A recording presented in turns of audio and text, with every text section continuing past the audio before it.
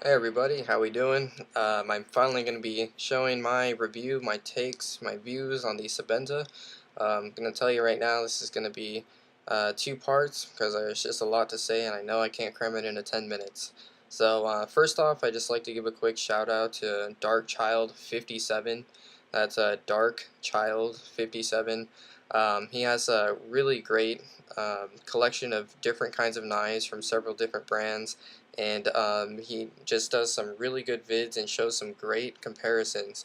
What I really love about his style of videos is that he always has, at least one knife to compare to the knife that he is reviewing, and that's just really good because you always need, I feel, another knife in the video to give you a full comprehension of how big the knife actually is. People's hands vary, and cameras, when you see a knife in, someone's hand in a video, you don't get the full gist of how big the knife is. And I feel by having another knife that you're familiar with, maybe you own or you've seen in person, you get a lot better idea of how big the hand, how big the knife is and how it actually looks and how it's gonna fit and feel in the hand. So Dark Child 57 has definitely given me an influence to show you guys a few different knives. So with that out of the way, I'm just gonna go ahead and get to the start the review now. Chris Reeve Sebenza Small 21, and here I have it next to a Sage 2, similar sizes. The Sage 2 is a wee bit longer than the Sebenza by a hair. Then I also have in frame right here is the Benchmade 710, which you can obviously see is much bigger than the Sebenza here by a lot. So let's just show you how small the Chris Reeve Sebenza Small 21 is. It's definitely a lot smaller than I expected when I finally got to hold it in hand before I bought one, which I'm really glad I got a chance to do. I also got to hold the large, and the large and the small are on complete opposite scales. The large is way bigger than the small. I kind of wish they made a medium Sebenza. I would love to see that. But as far as my needs, this small is perfect, and I have absolutely zero regrets going with the small over the large. So getting to the actual review of the knife, I'm just going to go ahead and spit the specs like I normally do. Blade length on this thing is 2.94 inches, so just a hair under 3 inches. The thickness of the blade is 0.125 inches, so it's very thin. The overall length of this is 6.875. I'm sorry, yeah, 6.875 inches. So just under 7 inches overall length. The knife, its weight is extremely light at only 3 ounces, so extremely light for what it is, and for what a tank of a knife it is. As I don't know if you can quite pick it up here in the lighting, this is a hollow grind, so there is some curvature to the blade as it narrows down to the edge. I typically don't like hollow grinds because I feel they're limited. Once you slice through something, once it starts to reach to the top of the blade, because of that such narrow, thin blade down to the edge, all of a sudden you're hitting quite a bit of stock of the blade. But because this one's so thin already, it doesn't really affect much, and so I'm really liking it. It is S30V, and it is stone washed, so that means the blade was tumbled, and it has like very tiny scratches all over the blade, and it's very polished, so it's actually kind of pretty. And they also partially, that's kind of cool that they do that, is that the more you use this knife, they've already scratched it up for you, so you're not really going to notice scratches compared to a fully clean blade that hasn't been tumbled. So they kind of made that the style of the blade, which is very cool, and that's what's cool about stone washing. So that's just a little side note. Um, is a titanium frame lock knife, so both slabs of solid titanium here, and I shouldn't say solid. Off the top of my head, I can't remember. It's like a 6AL something something. There's a little bit of aluminum and one other material that's inside the titanium to complete the whole mixture, but nonetheless, it's mainly titanium. Um, it is Chris Reeve is the one who invented the integral lock, which is also known as the frame lock.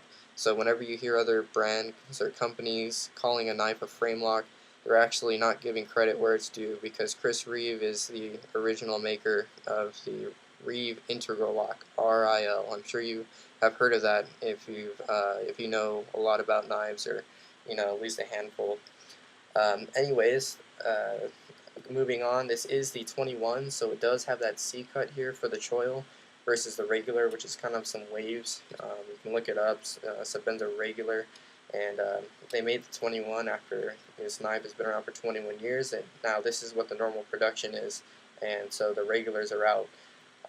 It has a hole here in the back. That's part of the processing of Chris Reeve knives. It has no purpose whatsoever or on the effect of the knife. It just happens to be how it's machined and how it's put together. On some of the nicer ones, they will fill this with a gem or some kind of stone or whatever, and with engravings or whatever. But as far as the regulars go, it's just going to be an empty hole here. And as you see, it does go all the way through, and that's because on the back, that's just kind of where the whole frame lock bar is sitted and cut. Also, the clip here is also titanium and stone washed, or I'm sorry, bead blasted. And this is bead blasted titanium, so it's got some texture to it, kind of grippy. And they've also done that to the clip, and it's pretty cool. At first I thought it was kind of lame, but it's got this second bump here, I thought, as far as the looks, but it's very functional. When you're putting this in your pants, you don't have just the security of this down here holding onto your pants, but you have this really big bump grip here that really holds on your pants tight, and I love that. I mean, this thing will not fall out of your jeans or your slacks with that extra piece here. So you have two pressure points here holding onto your jeans or your slacks or pants or whatever you're wearing. So this knife is not likely to fall out. And not to mention, it sits very low in the pocket. Let's get a piece of paper here and just kind of show you. That's all you're seeing out of your pocket when this is in your pants. So just that bit of piece there coming out of your pocket, and you have the lanyard, so you can easily pull out, or you can remove the lanyard if you don't dig lanyards. Anyhow, as you can see here, it is an open construction. It's got the pillars. There's two pillars holding this knife together. There's only 3 screws all together holding it together, and that's the 2 pillar screws here, and then the pivot screw. All of them are Allen wrench screws, and that comes with the Sebenza in the box, taped to the box. And so you can take this entire knife down with just a single Allen wrench that comes in the box, which I love. It's just simplicity and just part of the beauty of the overall knife. Also, too, that's another thing I just love about this clip, is that because it's only one screw, it's so easy to take off. I literally just throw the Allen wrench in, a few spins, and it's off. And why I take the clip off is because I like to carry it in my sheath while I'm at work. When I'm at work, I'm running around a lot. I work in a small space in my restaurant and having to squeeze and walk around people, and I'm always bumping my clip on stuff with other knives, and I've scratched this one up a little bit, not to where you can see on the camera, but enough where I just prefer to carry it actually sideways on my belt. I carry it horizontal, not vertical, but horizontal on my belt, so it's sitting flush with my right front or on my right back. So it's very comfortable to carry that way, and I love how easy it is to just remove and put the clip back on. And I just throw the clip on when I'm doing casual carry, whenever I'm out and about. As far as lockup, it's pretty far over. When I first got it, it was about 40%. It quickly adjusted and moved into about 65 to 70%, I would say, which is pretty far over. A lot of people would think that, oh wow, that's really far in. It's pretty worn in. Like, what's that about? The actual specs of Chris Reeve say that a normal lockup is between 50 and 75% lockup. So this is actually in spec and not out of spec at all. Sorry, checking time here. We're almost out. We're moving into part 2. But, alright, you know what, I'm just actually going to do that now. So, I'm going to go ahead and upload this, you guys, and just look out for part 2 of the Sebenza video here.